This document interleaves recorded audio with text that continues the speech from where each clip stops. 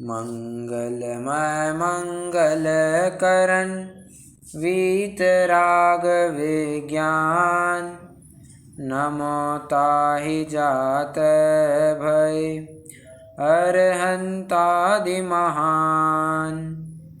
करि मंगल करि हो महा ग्रंथ करन को काज। जात मिलय समाज सब पावे निज पद राज।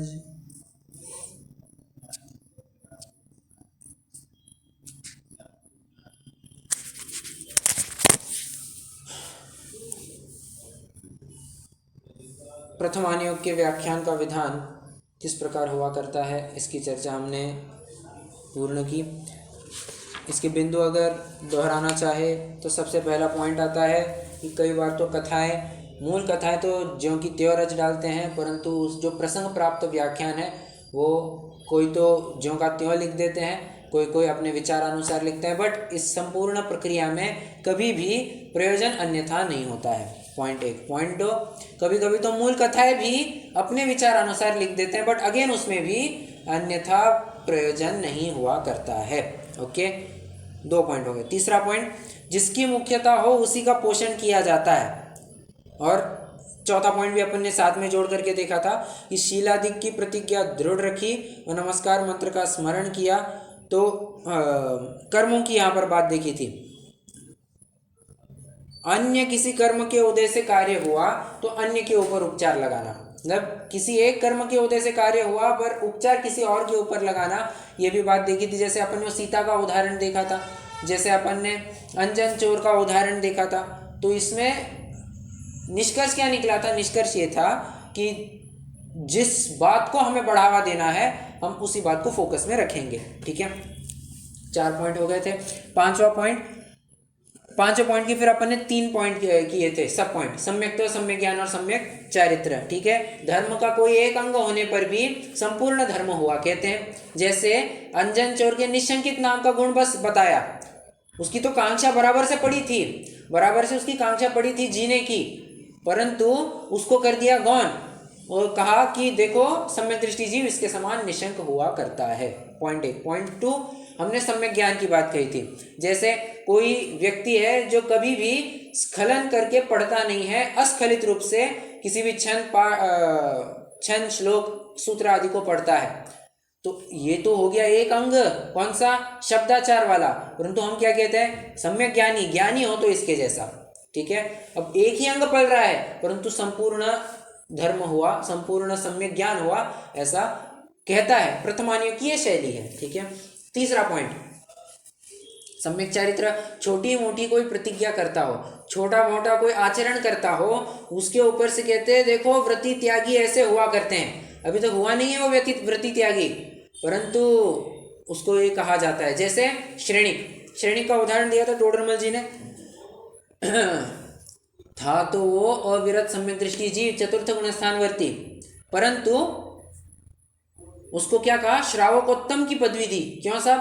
कोई व्रत वगैरह धारण किया था, व्रत की तो छोड़ो, तो अधोगमन का टिकट उसका बुक हो गया था, अधोगमन का टिकट बुक हो गया था, परंतु वो जिज्ञासा, वो जानने की तीव्र अभिलाषा, किसको जानना? तत्व ज्ञान को समझने की तीव्र अभिलाषा, उस बात को लेकर के फिर उसको श्रावकोत्तम कहा गया। मतलब जिज्ञासा, इस बात को लेकर के उसको श्रावकोत्तम कहा गया।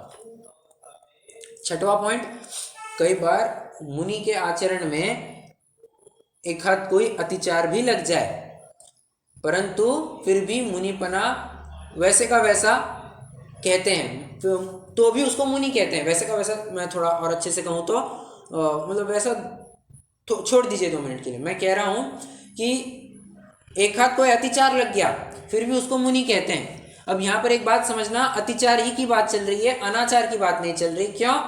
ऐसा क्यों? अतिचार ही तक की सीमित क्यों किया हमने? अनाचार क्यों नहीं लिया?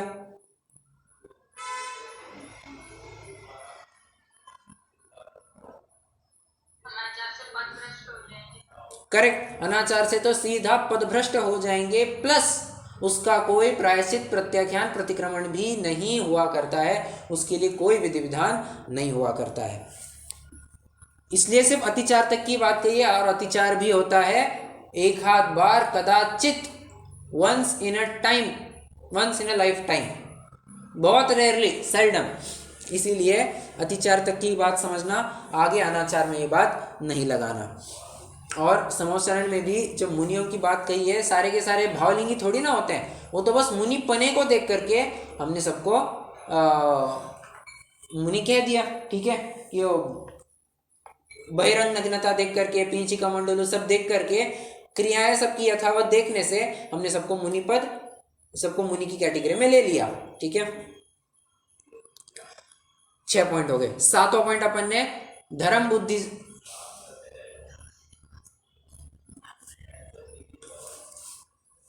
धर्म बुद्धि से कोई अनुचित कार्य करे ना तो भी उसकी प्रशंसा करते हैं। जैसे वो 4 उदाहरण दिए थे, एक तो विष्णु कुमार का उदाहरण दिया, दूसरा वो ग्वाले का उदाहरण दिया, तीसरा वो वज्रकर्ण और सिंहोदर का उदाहरण दिया, और चौथा वो पुत्र प्राप्ति आदि के लिए, रोग आदि नाश के लिए नमस्कार मंत्र का जाप किया, अपने देवशास्त्र गुरु को भजा, ये बात कही। तो ये बात इतनी समझना कि कुदेव गुरु कुशास्त्र की तरफ नहीं गए, इस बात को दिखाने के लिए हमने इस बात को मुख्य किया कि देखो देवशास्त्र गुरु के पास आए तो इनका काम हो गया। प्रथमानियों की शैली है, ये जो छोटे बच्चे जिस प्रकार बोलते हैं ना, ज़्यादा मन पर नहीं लेना चाहिए, वो तो बोल दिया, बस बोल दिया, थोड़ा पुरता, थोड़ी कही बहुत समझी, ऐसी उसकी बात होनी चाहिए। प्रथमानियोग भी ज़्यादा बातें बनाता ज़रूर है, परंतु इसकी ज़्यादा बातों में नहीं आना चाहिए। एक प्रश्न है मेरा, मान के चलिए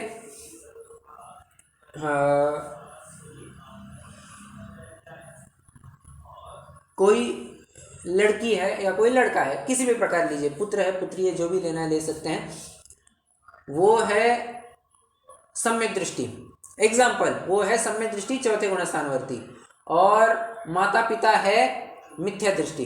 बोलो पैर कौन किसके छुएगा?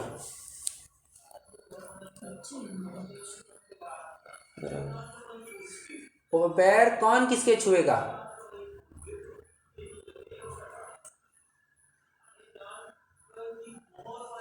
कुछ तो बोलिए। शायद आपका मौन ये बता रहा है कि हम तो बेटा बेटी के पैर छुएंगे।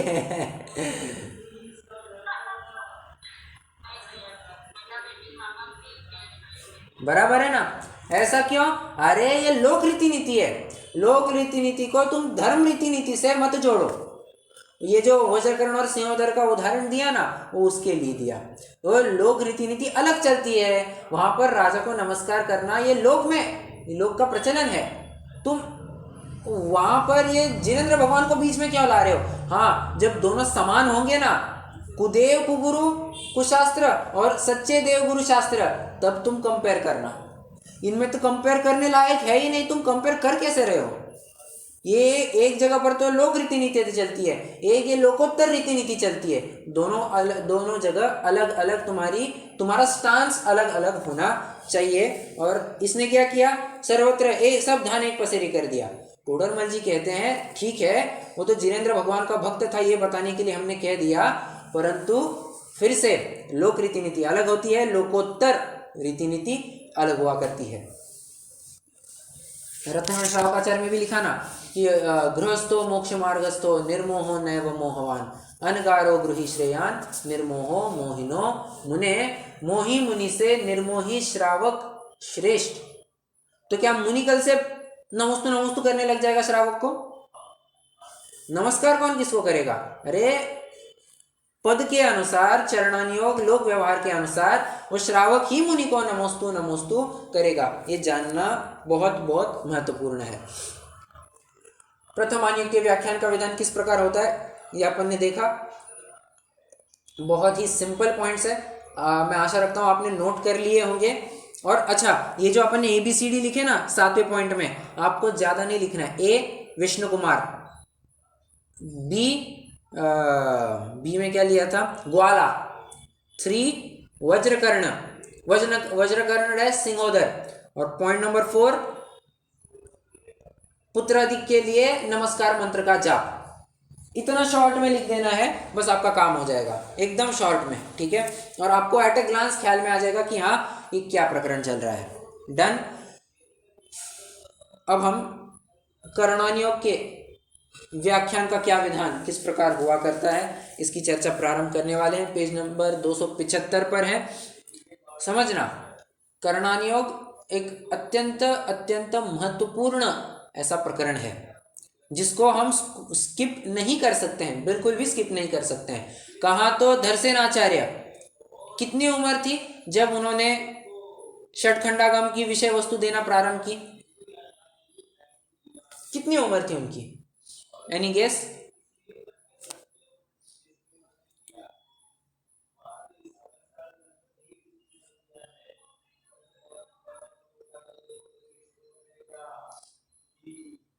देखिए, ज्यादा तो मैं भी नहीं जानता हूं, परंतु इतना सुनते तो है ना कि वे अब समाधि की ओर बढ़ रहे थे।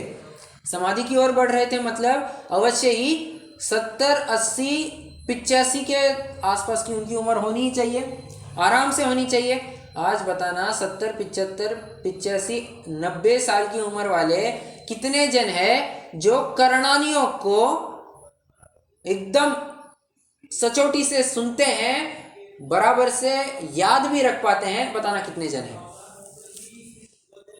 साहब। जवानों को याद नहीं रहता है 70-80 साल वालों को कहाँ से याद रहेगा? मैं किसी को डिस्क्रिमिनेट नहीं कर रहा हूँ, ना ही किसी की निंदा कर रहा हूँ। मैं तो ये बताना चाह रहा हूँ कि वर्तमान में हम आप सभी के नहीं हो पा रहा है।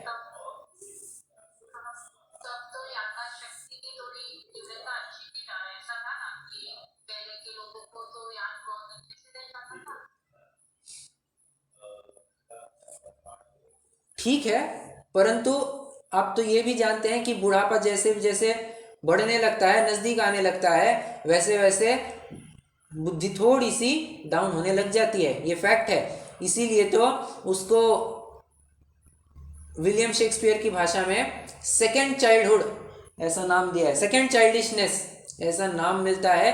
ऑल द वर्ल्ड्स स्टेज नाम का उसका एक ड्रामा है, एक प्ले है, ठीक है। तो उसमें उसने लिखा है आदमी के जीवन की 7 अवस्थाएं, जहाँ पर जो बुढ़ापे की हालत दिखाई है, दूसरा बचपन, इस प्रकार कह करके लास्ट लाइन मैं हमेशा कहता हूँ, sans teeth, sans eyes, sans taste, sans everything. Sans मतलब SANS, ये एक ओल्ड आर्केइक वर्ड है जिसका मतलब होता है विदाउट।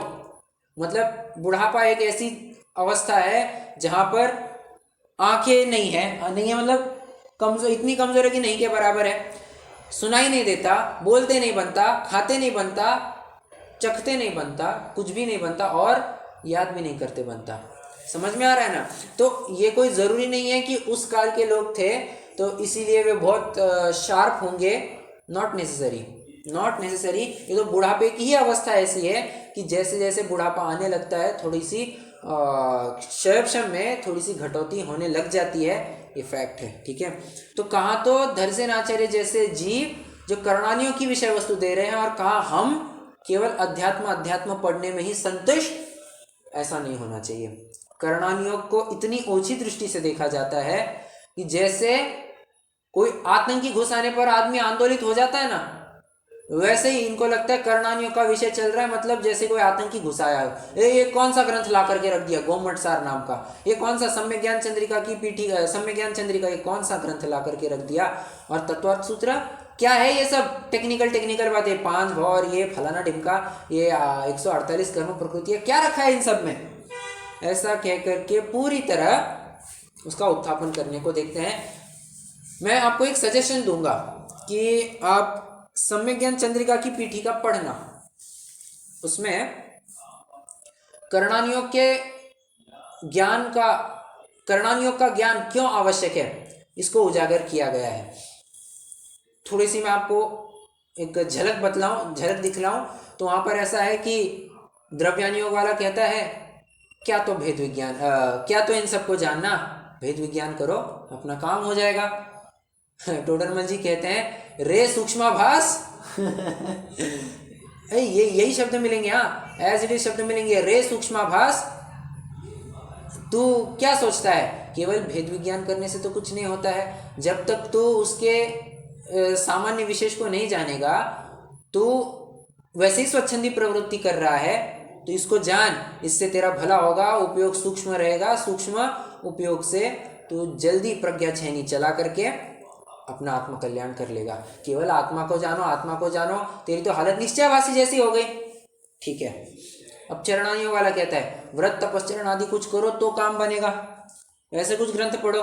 टोडरमल जी कहते हैं रे स्थूलाभास कोई चारित्र तो किसी क्रिया में रखा है नहीं, परिणामों को लेकर के भी हुआ करता है, और इन क्रियाओं का क्या फल होगा ये तुझे पता है क्या, ये जानने के लिए तुझे करणानियोग ही समझना पड़ेगा। चरणानियोग बतलाने में समर्थ नहीं है।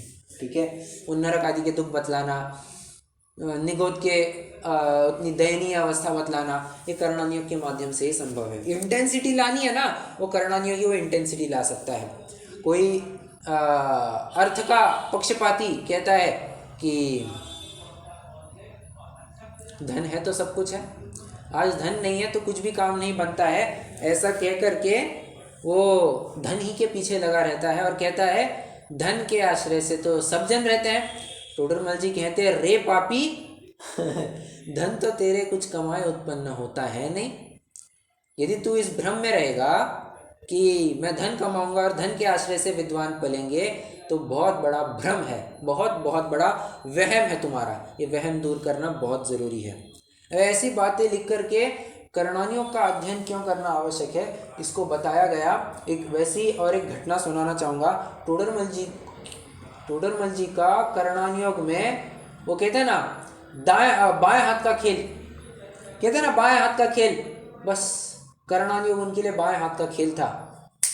चुटकियों में इतने मास्टर थे वे करणानियोग के, और बुद्धि तो शार्प थी ही, इसमें कोई डाउट नहीं है। तो करणानियोग पढ़ करके और शार्प हो गई, तीक्ष्ण बुद्धि हो गई, और उसी का नज़ारा हम मोक्ष मार्ग प्रकाशक जैसी अद्भुत रचना देख रहे हैं, सम्यक ज्ञान चंद्रिका जैसी अद्भुत रचना देख रहे हैं। ठीक है, एक घटना सुनाना चाहूँगा, वैसे पहले भी साझा की हुई है, परंतु कोई इसको नया सुन रहा होगा तो उसको भी थोड़ी प्रेरणा ज़रूर मिलेगी।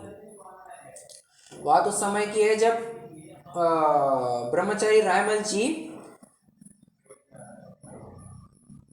कुछ प्रश्नों को लेकर के थोड़े से विकल्प मग्न थे, चिंता मग्न नहीं कह सकते, विचार मग्न थे, विकल्प मग्न थे कि इन प्रश्नों का उत्तर कहाँ मिलेगा। तो उन्होंने सुन रखा था कि जयपुर में कोई टोडरमल नाम का व्यक्ति है जो आपके इन प्रश्नों का समाधान दे सकता है। गए जयपुर, पूछताछ की, पहुंचे उनके घर, पंडित जी मिल सकते हैं? वे कहते हैं, घर वालों ने कहा वे यहाँ नहीं रहते हैं।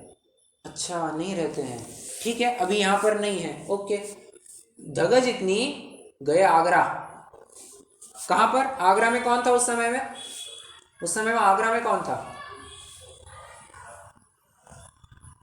आगरा में रहते थे भूदर दास जी। आगरे में बाल बुद्धि भूदर खंडेल वाल, ये उन्होंने अंतिम प्रशस्ति में लिखा है जैन शतक में, भूदर दास जी ने। तो आगरा के निवासी रहे भूदर दास जी। काफी तत्व चर्चा की, देखिए जिज्ञासा कितनी, तत्व चर्चा की, प्रश्न पूछे, टू एंड फ्रो हुआ, चर्चा हुई, परंतु फिर भी वो समाधान नहीं मिल पाया। पता नहीं क्यों समाधान नहीं मिल पाया। पुनः जयपुर आ गए, पूछा है, सॉरी वे नहीं है यहाँ पर। ओके, अभी भी नहीं है। यहाँ से चल दिए, जयपुर से निकल गए उदयपुर के लिए। उदयपुर में वहाँ पर कौन थे उस समय में? दौलत राम जी कासलीवाल, ठीक है, जिन्होंने पुरुषार्थ सिद्धि उपाय की टीका जो टोडरमल जी की अधूरी छूट गई थी उसको कंप्लीट किया। ठीक है, ये छेड़ाला वाले टोडरमल जी से भिन्न है। अब उनसे खूब चर्चा वार्ता की, खूब तत्व चर्चा की, खूब प्रश्नों का समाधान किया, परंतु अगेन जो मजा आना चाहिए था वो मजा नहीं आया। पुनः पहुंच गए जयपुर। अब समझना, ऐसा नहीं है कि आज गाड़ी को किक मारी और फटाफट पहुंच गए। 20 किलोमीटर का फासला भी 30-40 मिनट में तय हो जाता है, ऐसा उस समय में नहीं था। 20-20 किलोमीटर ट्रैवल करने के लिए दिन निकल जाता था, एक दिन निकल जाता था, और ऐसे कितने ही किलोमीटरों का फासला उनको तय करना होता था, और कई बार हाथी घोड़े आदि कुछ नहीं रहते थे, पैदल करना पड़ता था। विचारणीय बात है, ऐसी अवस्था में भी इतनी जिज्ञासा विचारणीय है, बहुत ही आदर्श है ऐसी जिज्ञासा। जयपुर पहुंचे तो इस बार उन्होंने, घर वालों ने थोड़ा सा डिटेल में बताया, देखिए आप यहाँ पर आ रहे हैं, बात सही है, परंतु वे यहाँ रहते ही नहीं हैं, वे तो यहाँ से 150 किलोमीटर दूर सिंघाना में रहते हैं, वहाँ पर नौकरी करते हैं। अच्छा, सिंघाना में रहते हैं, चलो सिंघाना पहुँच गए। और जैसे सिंघाना पहुँचे, टोडरमल जी से मिले, अपनी सारी समस्याएं उनके सामने रख दी। और टोडरमल ब्रह्मचारी रायमल जी अपनी प्रशस्ति नहीं कहना चाहिए, वे अपने किताब में लिखते हैं, हमने उनको हजारों प्रश्न पूछा और उन्होंने हजारों प्रश्नों का उत्तर एक गोमटसार ग्रंथ के आधार से दिया। पॉइंट 1 और पॉइंट 2 मुझे आगे लिखते हैं वे, मुझे तो टोडरमल जी के ज्ञान को देखकर, वे मल जी कहते थे प्रेम से, साधर्मी रूप से, साधर्मी भाई मल जी ऐसा ही कहते थे वे, ठीक है। तो पंडित जी या मल जी, तो मुझे टोडरमल जी के ज्ञान को देखकर, बोलिए, केवल ज्ञान की महिमा भासित हुई। इतना सूक्ष्म कथन होता है, तो विचार करना केवल ज्ञान कितना सूक्ष्म जानता होगा। एक छद्मस्त इतनी सूक्ष्मता से जान सकता है, केवल ज्ञान कितना जानता होगा, ये बहुत ही विचारणीय बात है। इसी बात को लेकर के हम पहले मुद्दे की तरफ बढ़ते हैं। कर्णानुयोग के व्याख्यान का विधान में कहते हैं, कर्णानुयोग की जितनी विषय वस्तु है ना, ये जैसी केवल ज्ञान में है ये वैसी है। यहाँ पर तराजू का एक भी बाट यहाँ वहाँ हिलता नहीं मिलेगा। जैसी बात केवल ज्ञान द्वारा जानी गई है वैसी बात का निरूपण करते हैं। बट समझना, सारा का सारा नहीं लिख देते। तो जितना जीव के लिए कार्यकारी है उतना बताते हैं। जीव के लिए कार्यकारी बहुत कुछ है, उसमें भी जो छद्मस्त के योग्य, जो छद्मस्त के दिमाग, दिलो दिमाग पर कुछ असर कर जाए, छद्मस्त के दिलो दिमाग में रजिस्टर हो जाए, ऐसी कुछ बात कही जाती है, ठीक है। वचन गोचर हो, छद्मस्त उसको पढ़ सुन सके, ऐसा होता है, और उसको भी संक्षेप करके प्रस्तुत किया जाता है, ठीक है। सबसे पहली बात क्या कही, पहला पॉइंट कह रहे हैं कि कर्णानुयोग का विषय केवल ज्ञान, केवल ज्ञान ने, उसका विषय केवल ज्ञान मतलब केवल ज्ञान ने जो जाना, जैसा जाना, कर्णानुयोग उसकी बात करता है।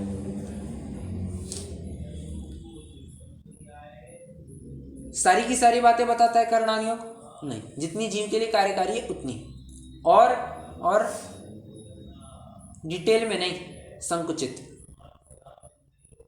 संकुचित करके निरूपित करते हैं। छद्मस्त को जो समझ में आए, म्लेच्छ को म्लेच्छ की भाषा में समझाया जाता है। तो अब हम आप सभी की बुद्धि तो इतनी, क्षयक्षम तो इतना स्ट्रांग नहीं है कि हम कुछ कर पाए, तो हमारे लिए फिर एकदम सिंप्लीफाई करके, एकदम आसान करके ये प्रकरण रखा है, ठीक है। अब उदाहरण दे रहे हैं कुछ।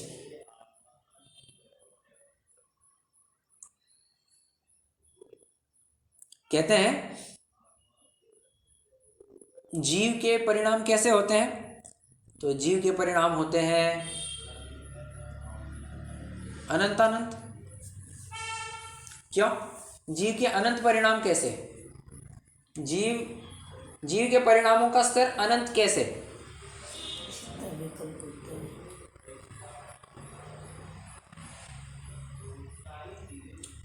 जीव राशि की बारे में बात करें तो अनंत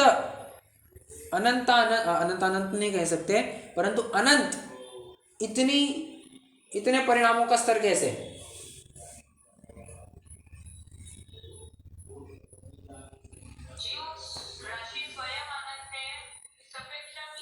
परफेक्ट। 3 काल की बात यहाँ पर अभी नहीं लाना, परंतु आपने जो पहला तर्क दिया वो बिल्कुल सही है कि जीव है अनंत। प्रत्येक समयवर्ती परिणाम अगर विचार करेंगे तो मुंडे मतिर भिन्न, जितनी खोपड़ियां हैं, जितने लोग हैं, उतनी अलग अलग खोपड़ियां चलती है। उसी प्रकार जीव अनंत है, उनके परिणाम भी अनंत होंगे, सिंपल सी बात है। तो इस अपेक्षा से अनंत परिणाम बताएंगे। तो अनंत परिणाम की चर्चा करने बैठेंगे क्या? वैसा नहीं होता है। हमने परिणामों को मोटे मोटे पैरामीटर्स के आधार से हमने नापने की कोशिश की कि हाँ देखो ये मिथ्या दृष्टि जीव, तो इसके कैसे परिणाम होंगे? सब उल्टी मान्यता, खुदे को गुरु को शास्त्र को भजेगा, खुद क्या कहते हैं मिथ्या तत्वों को के ऊपर श्रद्धान करेगा, ऐसी उसकी बातें पाई जाएगी। ओके, तो कुछ ऐसे परिणामों को कैटेगराइज करके उन्होंने 14 गुणस्थान बताए हैं। ठीक है, अब पहला पॉइंट ये हो गया। दूसरा पॉइंट, जीव को अनेक प्रकार जान सकते हैं, अनंत प्रकार से जान सकते हैं। अनेक में भी क्या, अनंत प्रकार जान सकते हैं। क्यों? अगेन वही बात, अनंत जीव है तो अनंत प्रकार जान सकते हैं। तो अनंत की गिनती कहाँ गिनाए? अनंत तो कहते ही उसे है जिसका कभी अंत नहीं होने वाला। ठीक है, तो हम उसकी गिनती कैसे गिनाए, कैसे हो संभव हो सकता है? तो हमने मोटे मोटे लक्षणों के माध्यम से हमने ये तय किया कि ये जीव है ना इस मार्गणा वाला है, ये अमुक जीव इस मार्गणा वाला है, ऐसा ऐसा बाइफर्केशन किया मोटे मोटे स्तर के आधार पर। सूक्ष्म में जाएंगे तो हो ही नहीं पाएगा, मोटे मोटे आधार पर अपन ने देख लिया। 2 पॉइंट हो गए। तीसरा पॉइंट, कर्म परमाणु है वे अनंत प्रकार शक्ति युक्त है।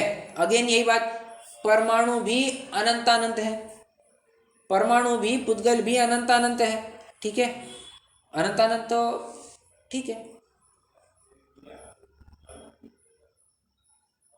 परंतु फिर भी हमने कैटेगराइजेशन कितना किया?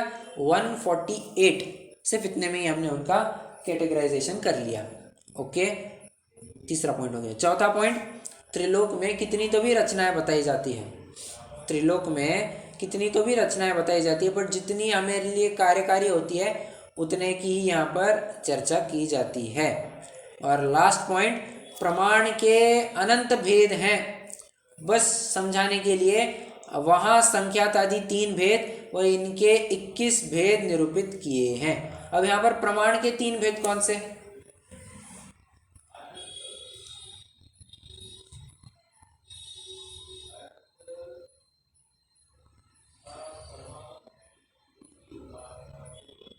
बताइए।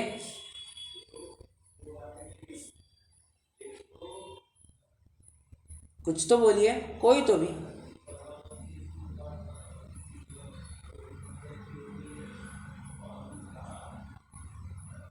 प्रश्न फिर से रिपीट करूं?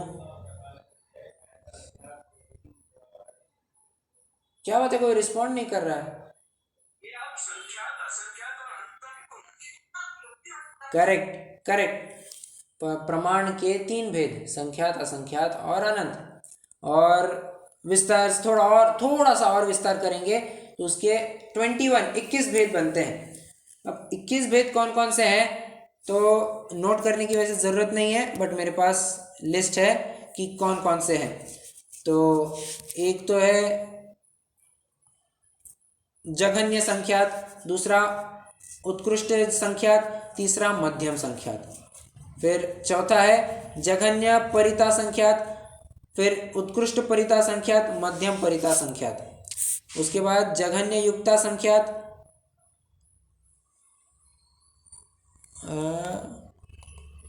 हाँ बराबर, जघन्य युक्ता संख्यात, मध्यम युक्ता संख्यात और जघन्य असंख्याता संख्यात। ठीक है, अब इस प्रकार से वो पूरी, मैंने पूरा नहीं पढ़ा बट इस प्रकार से वो 21 प्रमाण बताए गए हैं। ठीक है, हाँ यहाँ पर है। कितने जनों को समझ में आ रहा है पहले पैराग्राफ का क्या अर्थ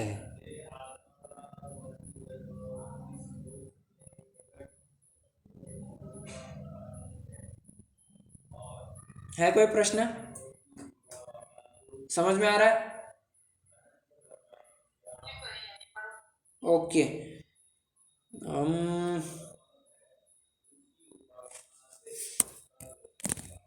ओके,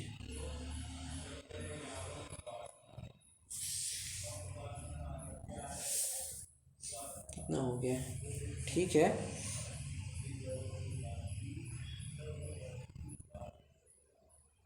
दूसरा पॉइंट लिखिए, दूसरा पॉइंट लिखिए। अच्छा ये पढ़ना बाकी है ना? ओके, पढ़ना बाकी है पहला पैराग्राफ, कोई पढ़ेगा?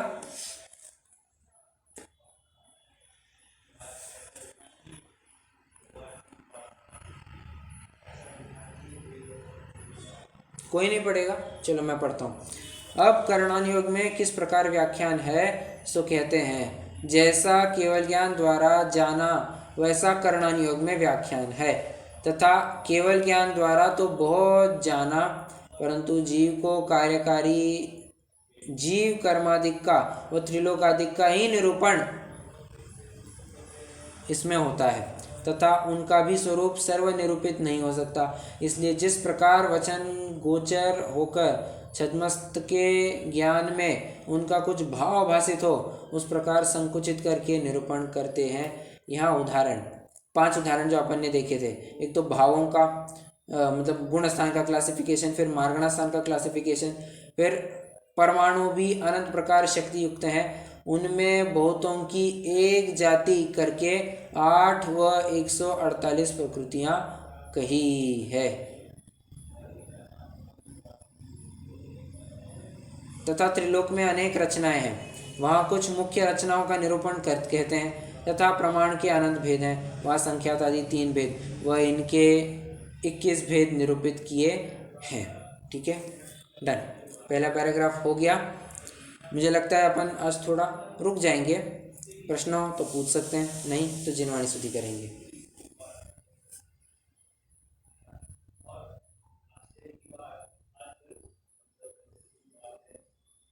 नहीं कोई प्रश्न?